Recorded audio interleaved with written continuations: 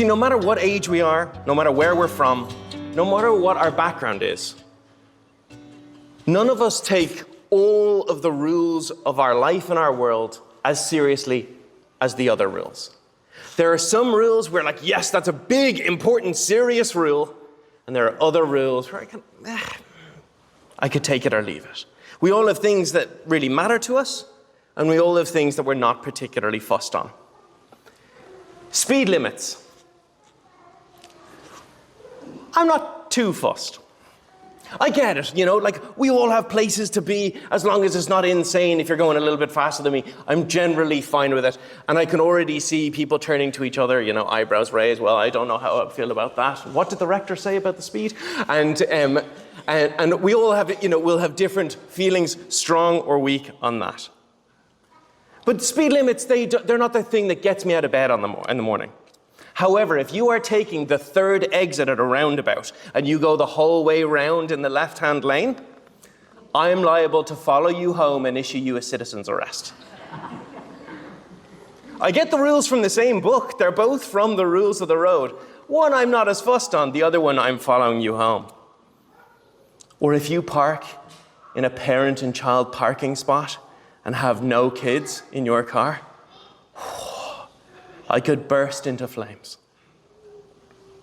Some of us clap when the plane lands, and other of us correctly believe that there should be rules against such things.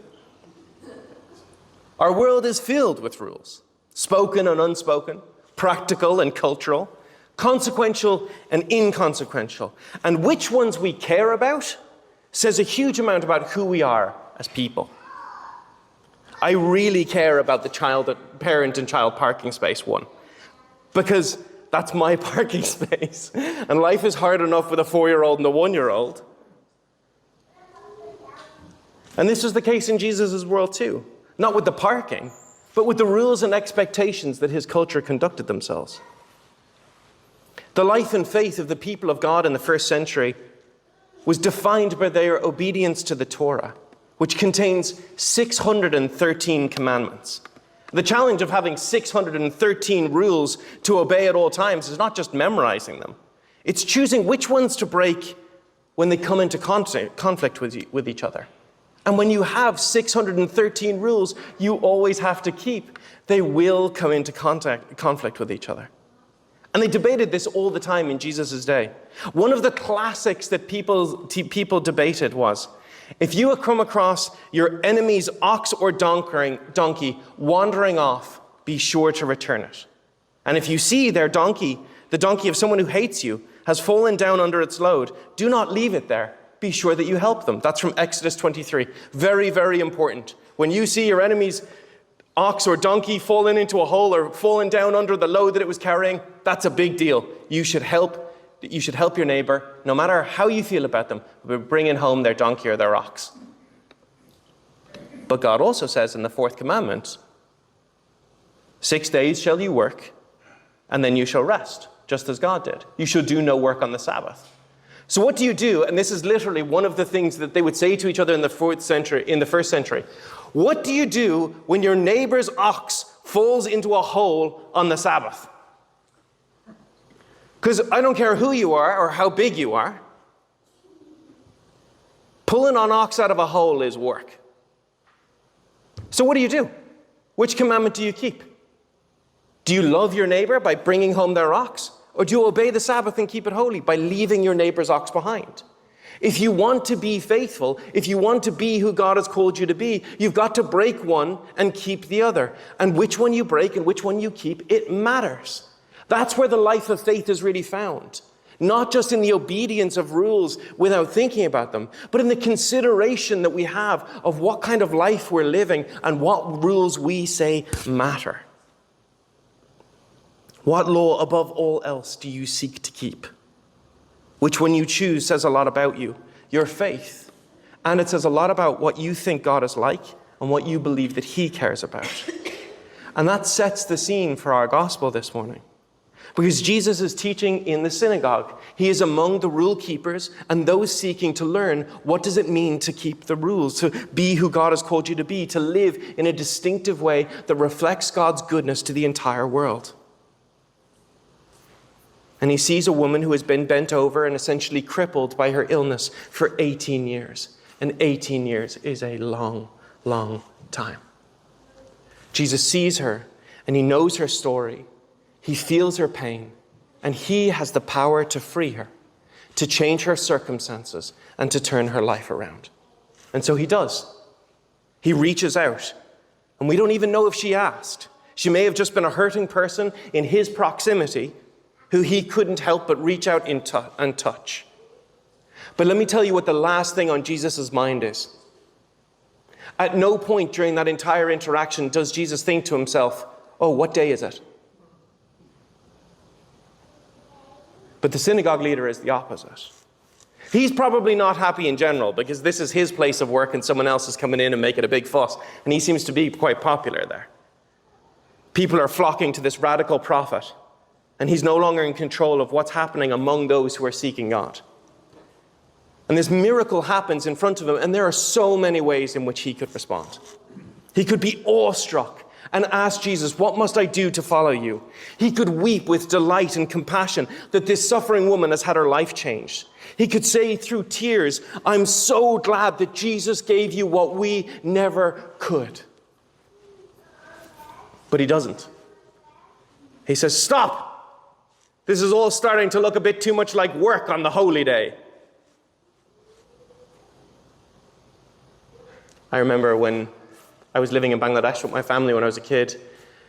And we were, my friend Makoto and I were swimming in the local pool. And my dad was on the tennis court beside the pool. And Makoto and I decided to have what I now realize was a very silly thing to do. We decided to have a drowning competition, which was to try and act like we were, see who could do the most convincing version of somebody who was struggling to swim. I won.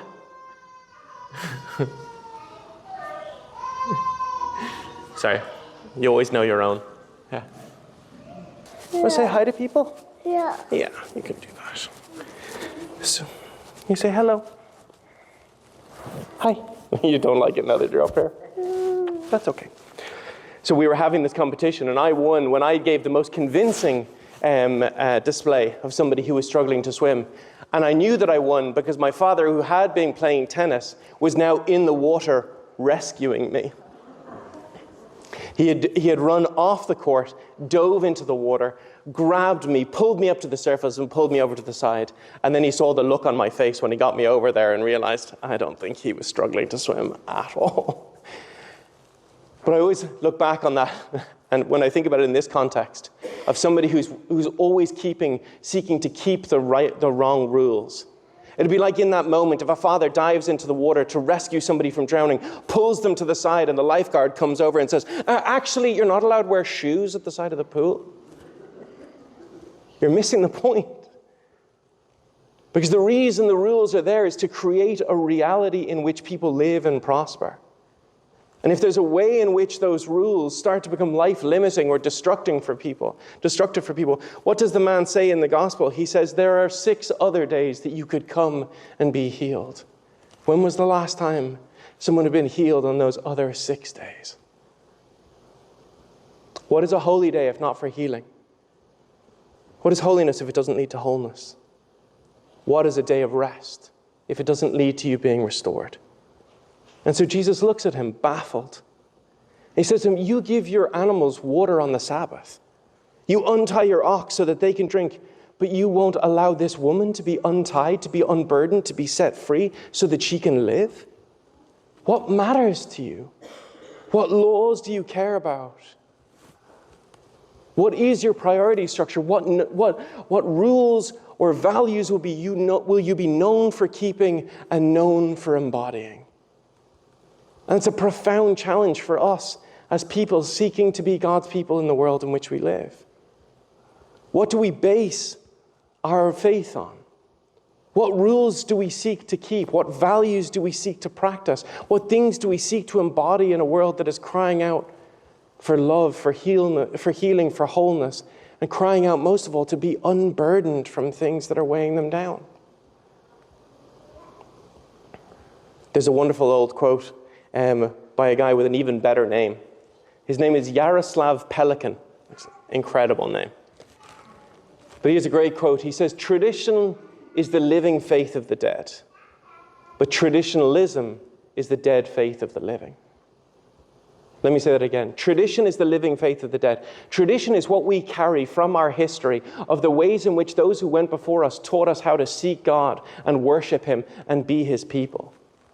But traditionalism, tradition for the sake of tradition, is the dead faith of the living. It's the ways in which we keep doing things that have been done in the past purely because that's the only way in which they've ever been done. What Jesus is saying in this passage to the synagogue ruler is, you can be part of maintaining what was, or you can be part of what God is doing right now. And that's a challenge we all have to wrestle with, to make sure that our faith has the freshness of hearing God in this moment and seeing Jesus in the synagogue and asking, what will he unburden next? Not, what rules must I help enforce? Because God is always seeking to set people free, to invite them to life, to invite them to transformation, healing, wholeness, and life in all its fullness. Amen.